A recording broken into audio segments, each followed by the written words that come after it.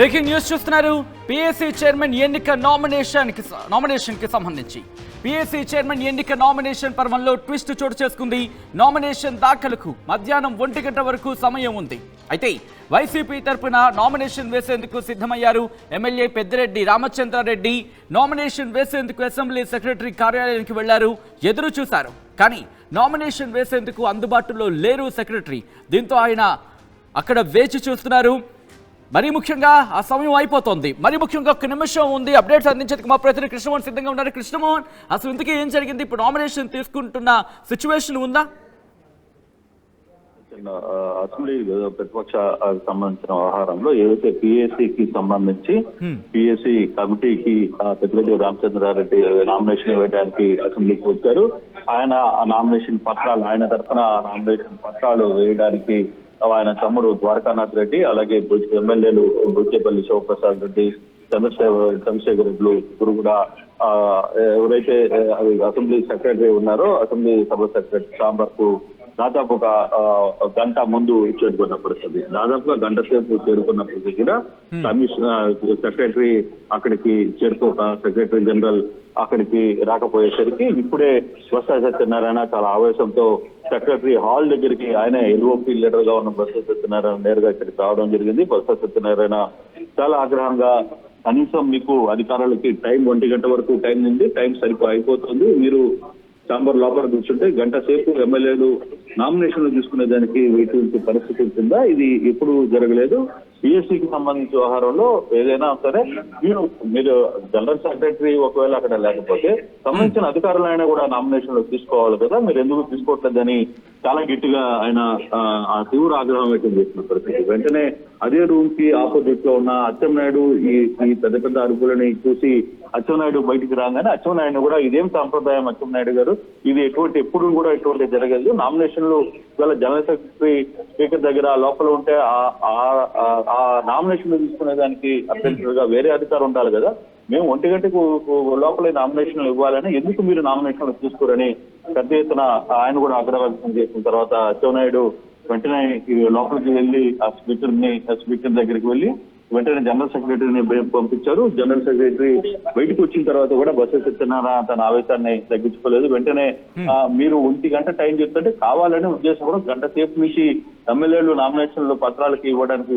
వేచి ఉన్న సమయంలో మీరు ఎందుకు బయటికి రావట్లేదు, లేదు మీరు రాకపోతే మీకు సంబంధించిన అధికారుల చేత ఎందుకు తీసుకోవట్లేదు, గంట సేపు నుంచి చేయాలా, ఇటువంటి పద్ధతి ఎక్కడా చూడలేదు అని చెప్పి ఆయన తీవ్రంగా ఆగ్రహంగా జనరల్ సెక్రటరీ మీద కూడా ఆగ్రహం వ్యక్తం చేసిన పరిస్థితి అయితే ఉంది.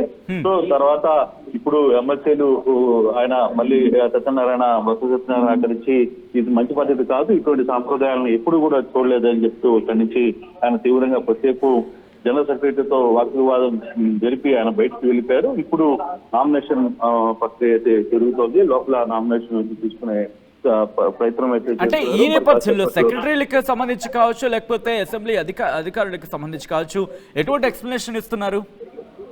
లోపల మేము సంబంధించిన సెక్రటరీకి సంబంధించిన మాత్రం నేను 1 గంట లోపల వస్తానని చెప్పి పంపించాను మా అధికారుల చేత, మీకు రాలేదా అనే ఒక ఆయన చెప్పే ప్రయత్నం అయితే చేస్తున్నారు. కానీ ఎమ్మెల్యేలు ఒకటే చెప్తారు, మేము గంట ముందుగా వస్తున్నామని మీకు 3 సార్లు ఫోన్లో చెప్పాం, మీ అధికారులకు ఇంటిమేషన్ చేస్తాం, మీ సంబంధించిన అధికారులకు ముందే చెప్పినప్పటికీ మీరు మీ కార్యాలయంలోకి వచ్చి దాదాపుగా గంట సమయం నుంచి వేచి ఉన్నా మీరు ఎవరు రెస్పాండ్ కావట్లేదు, సంబంధించిన అధికారులు ఎవరు కనీసం మాట్లాడే ప్రయత్నం చేయట్లేదు, మీరు కాకపోతే ఆ కింద ఉన్న అధికారులైనా సరే నామినేషన్ ఎందుకు తీసుకోరు అనేది వాళ్ళ వాదన. ఇప్పుడే కొంత వాదన సర్దుమరిగింది. ఇప్పుడు నామినేషన్లు జరుగుతున్నాయి. నామినేషన్లు పెద్దిరెడ్డి నామినేషన్ అవుతుంది. ఇప్పుడే బూచేపల్లి శివప్రసాద్ కూడా బయటికి వస్తున్నారు. నామినేషన్ ని స్వీకరించే ప్రయత్నం అయితే చేశారు. 1 నిమిషం సార్, నామినేషన్స్ క్లియర్ అయినా? సో నామినేషన్స్ అయితే క్లియర్ అయినాయి. బూచేపల్లి శివప్రసాద్ కూడా ఇప్పుడే నామినేషన్స్ వేస్తే మేము స్వీకరించారు అని చెప్పి బయటకు వెళ్తున్నారు.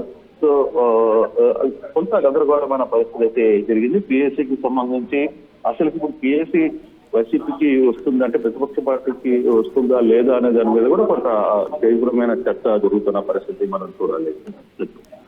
కానీ ఈ అంశానికి సంబంధించి ఎందుకంటే దాదాపుగా 10-11 నుంచి కూడా ఈ చర్చ జరుగుతూ ఉంది. ఎందుకు ఆలస్యమైందని కూడా వైసీపీ చెబుతోంది. ఏమైనా పొలిటికల్ ఇష్యూస్ని ఇక్కడ ట్రిగర్ చేయడం జరుగుతుందా, లేకపోతే టెక్నికల్గానే ఈ అంశానికి సంబంధించి చూస్తుందా?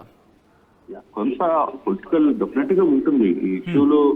బేసిక్ గా టీడీపీ వాదన మరో విధంగా ఉంది. 18 మంది అభ్యర్థులు సంఖ్యాబలం ఉంటేనే పిఎస్సికి కనీసం ఫుల్ అవుతారు. అటువంటిప్పుడు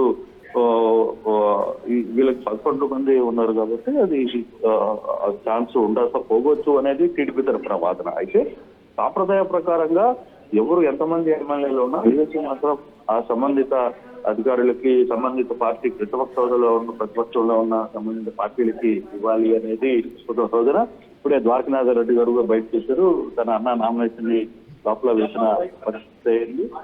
ఒకసారి మీరు మాట్లాడే ప్రయత్నం చేస్తారా ఏం జరిగింది అనేది? సో అసెంబ్లీలో ఉన్నారు కాబట్టి ఏం చేస్తున్నారు. సరే, మొత్తం మీద అయితే తన అన్న నామినేషన్ పత్రాన్ని ద్వారకానాథ్ రెడ్డి ఎమ్మెల్యే ఆయన కూడా తీసుకున్న పరిస్థితి ఉంది. కొంత పొలిటికల్ ఇష్యూ అయితే నడుస్తుంది దీంట్లో. మరి పిఎస్సి సంబంధించి ఒక రివాజ్ ఏంటంటే 1964 నుంచి ప్రతిపక్ష పార్టీలో ఎంతమంది ఉన్నా సభ్యులు వాళ్ళకి ఇచ్చే అలవాటు ఉంది అనేది వీళ్ళ వాదన. వైసీపీ వాదన అయితే ఈ వాదన మేము ఆ సాంప్రదాయాన్ని మీరు పాటిస్తారా లేదనేది చూడాలనేది వీళ్ళ వాదన. కానీ 18 మంది ఖచ్చితంగా ఉండాలి అనేది తెలుగులో ఉన్న వాదన. చూడాలి ఈ ఫైనల్ గా ఈరోజు దీన్ని ఏ విధంగా చూపిస్తారు. అయితే నిజంగానే వైసీపీకి సంబంధించి ఎమ్మెల్యేలు కావచ్చు, ఎమ్మెల్సీలు పెద్ద ఎత్తున సెక్రటరీ కార్యాలయానికి చేరుకున్న పరిస్థితి, వ్యవహారాలతో కూడా దగ్గరుండి ఇప్పుడు మళ్ళీ నామినేషన్ స్వీకరించారు కాబట్టి కొంత ఈ ప్రాంతాలంతా తత్వమడిగిన పరిస్థితి అయితే మనకు కనపడుతుంది. అసెంబ్లీలో కొంత తీవ్ర చర్చ అయితే జరిగింది. అసెంబ్లీ ప్రాంతంలో ఒక్కసారిగా బొత్స సత్యనారాయణ రావడం, ఆయన మాట్లాడటం, గట్టిగా ఆయన వాదనను వినిపించడం ఇవన్నీ కూడా కొంత తీవ్ర పరిస్థితులు అయితే కనపడతాయి. దాంతో అచ్చెన్నాయుడిని కూడా బొత్స సత్యనారాయణ ఇదే సాంప్రదాయం మాట్లాడారు. బొత్స సత్యనారాయణ వెంటనే లోపలికి వెళ్లి జనరల్ సెక్రటరీ జనరల్ కి చెప్పడం, ఆయన బయటకు వచ్చిన పరిస్థితి. అయితే పిఎస్సికి ఇప్పుడు వైసీపీ అప్పుడు అవుతారా కాదా అనేది మాత్రం కొంత చర్చ జరగాల్సిన పరిస్థితి కనబడుతుంది. Right Krishnamohan, interesting. మొత్తం అయితే మాత్రం పిఎస్సి చైర్మన్ ఎన్నిక నామినేషన్ పర్వంలో ఆ ట్విస్ట్కి సంబంధించి ఎండ్ కార్డ్ పడింది. నామినేషన్ దాఖలకు మధ్యాహ్నం 1 గంట వరకు సమయం ఉండింది. వైసీపీ తరఫున నామినేషన్ వేసేందుకు సిద్ధమయ్యారు ఎమ్మెల్యే పెద్దిరెడ్డి రామచంద్రారెడ్డి. ఆయన నామినేషన్ దాఖలైంది. కానీ అంతకన్నా ముందు పరిణామాలు చూస్తే కనుక కాస్త నాటకీయ పరిణామాలు చోటు చేసుకున్నాయి. నామినేషన్ వేసేందుకు అసెంబ్లీ సెక్రటరీ కార్యాలయానికి వెళ్లారు. ఎదురు చూశారు అక్కడ పెద్దిరెడ్డి రామచంద్రారెడ్డి. నామినేషన్ తీసుకునేందుకు ఆ సమయంలో అధికారులు కావచ్చు, సెక్రటరీ కావచ్చు అందుబాటులో లేరు. దీంతో అక్కడికి చేరుకున్న బొత్స సత్యనారాయణ కూడా ఆగ్రహాన్ని వ్యక్తం చేశారు. మొత్తం ఈ అంశానికి సంబంధించి అయితే మాత్రం ఎండ్ కార్డ్ పడింది. అక్కడికి చేరుకున్నారు. అక్కడ చేరుకున్న తర్వాత నామినేషన్ దాఖలు చేస్తుంది వైసీపీ.